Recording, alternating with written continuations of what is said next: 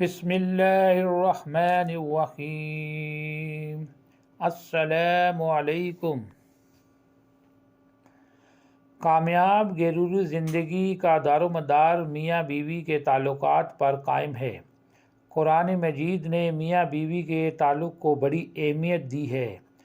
اگر میاں بیوی کے تعلقات اچھے ہوں تو گھر جنت کا نمونہ بن جاتا ہے۔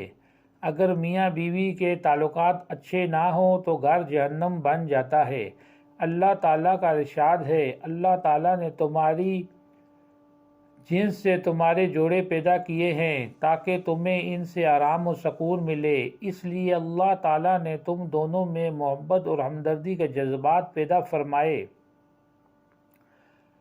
اچھا گھر وہ ہے جس میں میاں بیوی میں محبت اور ہمدردی ہو، گھر میں آرام و سکون ہو۔ شوہر کی سب سے بڑی خوبی یہ ہے کہ وہ بیوی کو سکون، اعتماد اور تحفظ فراہم کرے، اور ضروری ہے کہ شوہر وفادار ہو، بیوی کے حقوق کا خیال رکھے، گھر کے چھوٹے بڑے معاملات میں شوہر دلچسپی لے۔ حضور اکرم صلی اللہ علیہ وسلم کی حیات طیبہ میں ہمیں یہ تمام خوبیاں نظر آتی ہیں۔ قرآن کریم میں ارشاد ہے، اپنی بیویوں کے ساتھ اچھا سلوک کیا کرو۔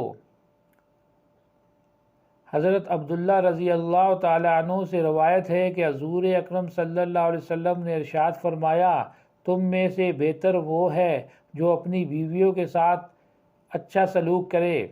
میاں بیوی کے تعلقات میں بنیادی عمل وفا ہے۔ وفا ایک ایسا رشتہ ہے جو فریقین کو ایک دوسرے کے قریب رکھتا ہے۔ وفا کی بہترین مثال حضرت خدیجہ رضی اللہ تعالی عنہا ہیں۔ حضور اکرم صلی اللہ علیہ وسلم کو حضرت خدیجہ رضی اللہ تعالی عنہا سے بے انتہا محبت تھی۔ جب حضور اکرم صلی اللہ علیہ وسلم کی حضرت خدیجہ رضی اللہ تعالی عنہا سے شادی ہوئی تو حضور اکرم صلی اللہ علیہ وسلم کی عمر مبارک 25 سال تھی، اور 25 سال تک حضرت خدیجہ رضی اللہ تعالی عنہا حضور اکرم صلی اللہ علیہ وسلم کی شریک حیات رہیں۔ حضرت خدیجہ رضی اللہ تعالی عنہا اور حضور اکرم صلی اللہ علیہ وسلم کا ذہنی تعلق اس حد تک تھا کہ حضور صلی اللہ علیہ وسلم نے پہلی وحی کا تذکرہ حضرت خدیجہ رضی اللہ تعالی عنہا سے فرمایا۔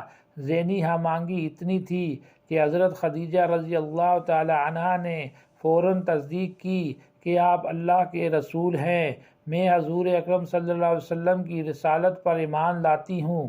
حضرت خدیجہ رضی اللہ تعالی عنہا نے حضور اکرم صلی اللہ علیہ وسلم کے لیے اپنا سارا مال و متاع وقف کر دیا جو دین اسلام کے لیے خرچ ہوا۔ حضرت خدیجہ رضی اللہ تعالی عنہا کی وفات کے بعد بھی حضور نبی کریم صلی اللہ علیہ وسلم کا معمول رہا کہ اگر گھر میں کوئی جانور ذبح ہوتا تھا تو حضرت خدیجہ رضی اللہ تعالی عنہا کی ہم نشین عورتوں کے گھر گوشت بھجواتے تھے۔ ایک مرتبہ ایک بوڑھی خاتون آئی، حضور اکرم صلی اللہ علیہ وسلم نے بڑے ادب سے خیریت پوچھی اور ان کے حالات دریافت فرمائے۔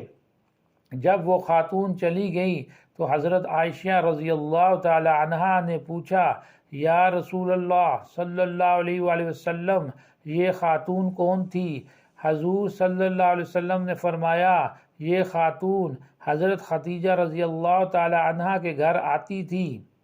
قرآن مجید میں ارشاد ہے، اپنی بیویوں کے ساتھ اچھا سلوک کیا کرو، اگر ان کی بات تمہیں ناگوار بھی گزرے، ہو سکتا ہے کہ تمہیں ایک بات ناپسند ہو اور اللہ نے اس میں تمہارے لیے بڑے فائدے کی بات مخفی رکھی ہو۔ حضرت عبداللہ بن عمر رضی اللہ تعالی عنہ سے روایت ہے کہ حضور اکرم صلی اللہ علیہ وسلم نے فرمایا، مومنین میں کامل وہ ہے جو سب سے زیادہ حسن اخلاق والا ہے، اور تم میں بہتر وہ ہے جو اپنی عورتوں کے لیے بہتر ہے۔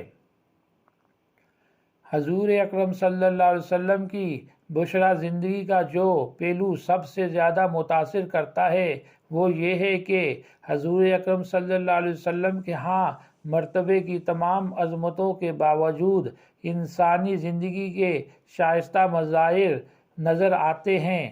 حضور اکرم صلی اللہ علیہ وسلم نے قرآن مجید کے حکم اور خود اپنے فرمان کو عملی طور پر سب سے پہلے اپنے گھر میں نافذ فرمایا۔ حضور اکرم صلی اللہ علیہ وسلم اپنے گھر میں ازواج مطہرات کی باتیں سنتے، ان کے اختلاف ختم فرماتے۔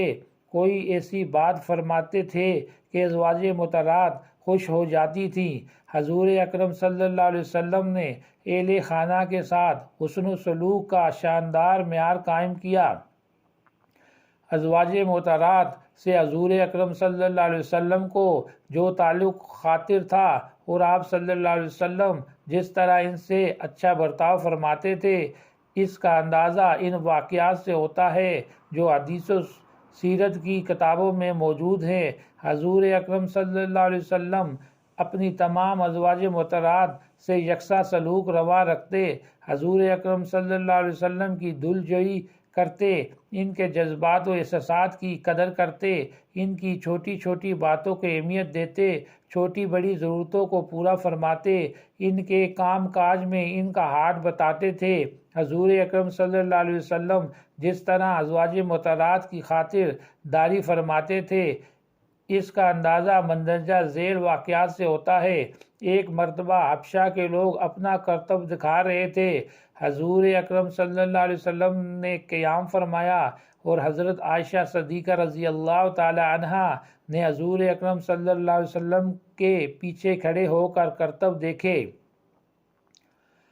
ایک مرتبہ حضور اکرم صلی اللہ علیہ وسلم ازواج مطہرات کے ہمراہ سفر کر رہے تھے کہ امیر المومنین حضرت صفیہ رضی اللہ تعالی عنہا کا اونٹ بیمار ہو گیا اور وہ سب سے پیچھے رہ گئی تو زاروں قطار رونے لگی۔